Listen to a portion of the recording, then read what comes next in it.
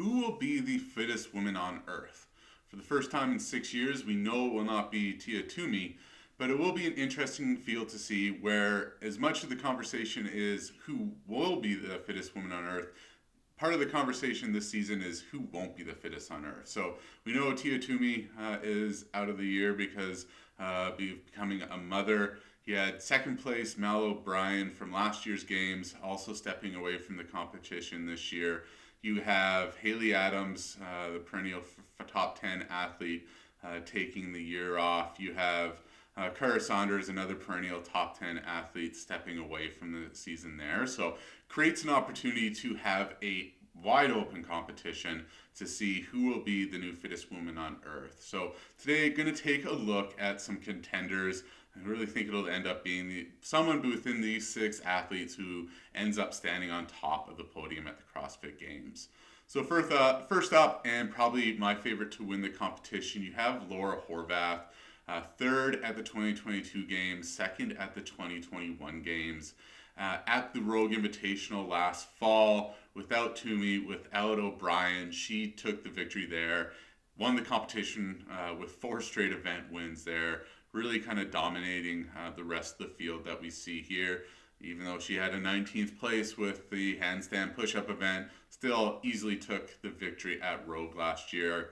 Looking at her season, 185th in the Open. It's the Open. These athletes don't put a little stock in that, or most of these athletes don't put a lot of stock in that. But looking at the competition that matters, second at Worldwide quarterfinals, she had a third place finish at the Europe semifinal, and as well as third in a worldwide semifinal ranking we have there. So to me, she's the favorite there. Without Tia, without Mal, I think she does have that top potential that we saw at Rogue. Next up, we have 2-time fittest woman on earth, Annie Thorisdottir, returning to the individual field after spending 2022 in the team division where she finished 4th. Last time we saw her was 2021, where she had that electrifying 3rd place finish at the Games.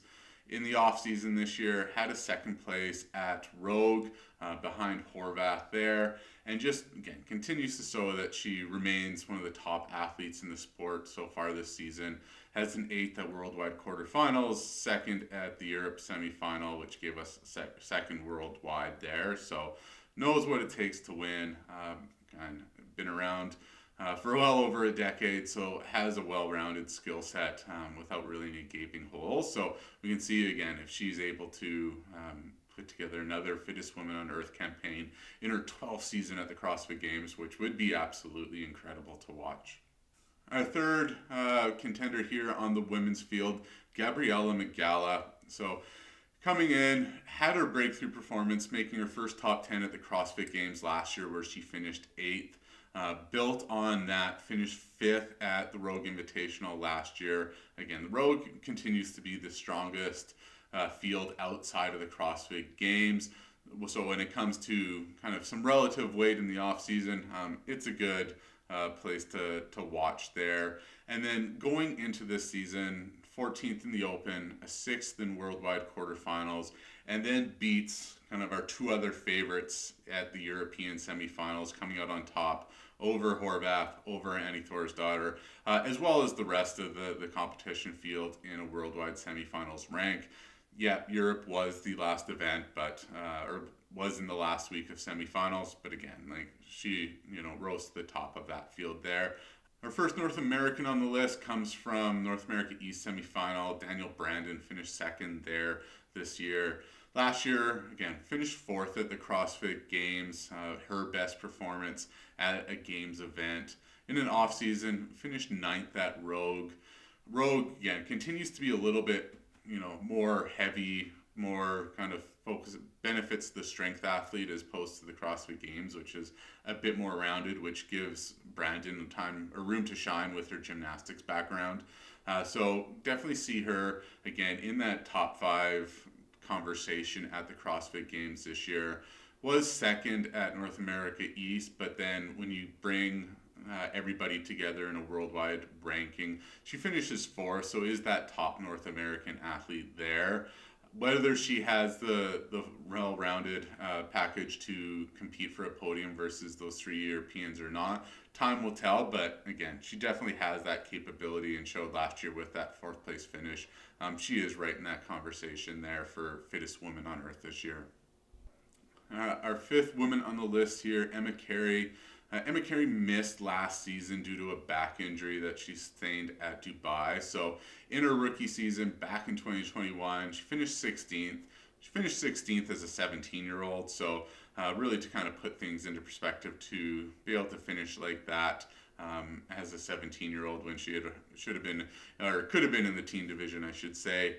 Comes back this year, probably one of the most driven athletes to succeed this year.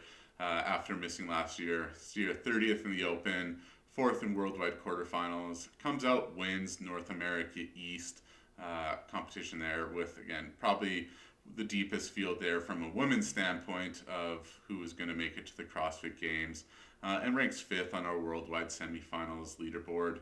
We did see her in the off-season this year at Wodapalooza, where she finished 3rd, just in her first kind of step back from that games standpoint. Emma Carey, she's always going to excel probably in those pure CrossFit type of events that we see at the games. So the 21:59 Echo Bike or thrusters, or kind of a standard couplet or triplet like that inside the Coliseum. Those are going to be the events that she shines at the CrossFit Games this year. Kind of where I would expect to see her potentially struggle, and we'll see if just her training over the last 2 years has kind of built up that piece, is kind of some of the odd events that we will see at the CrossFit Games, like the burpee over hay bales and yoke carries, the 5K trail run. While you're in the gym or even at semifinals when you're working out in a convention center, there's just less room for them to program some events where they have a bit more creativity. You know, Boz and Castro, they have the creativity with the different venues that they have at the CrossFit Games. And so we'll see how Emma Carey does on those events. It just requires just pure athleticism. So the 5K run will be a good example to see. If she's able to finish, you know, in the top 10 there, definitely would see her being a contender for fittest woman on earth.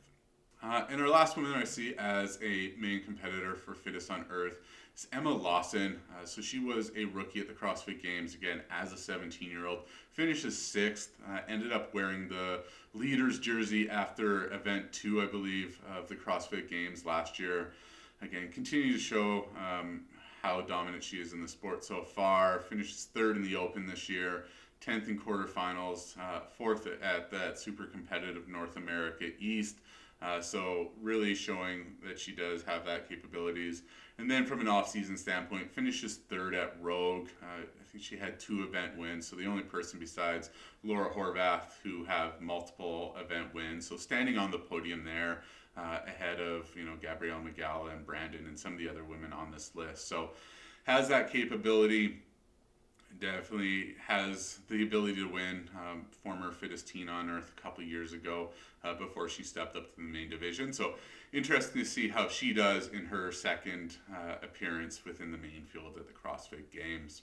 There's probably going to be someone else in the mix as we see, just because this field is wide open. I would be really surprised if at least 2 of the podium finishers don't come from this list, and I would expect definitely for sure the fittest woman on earth is going to end up being one of the 6 women from this list. So with that, hope you enjoy the CrossFit Games this week. If you are enjoying this content, hit like, hit subscribe so you don't miss anything else that we put out here this week during the CrossFit Games, as well as heading into the off season. And if you want some bite-sized stats on the CrossFit Games and CrossFit athletes over the next week, make sure to follow us on Instagram at Franlung Analytics.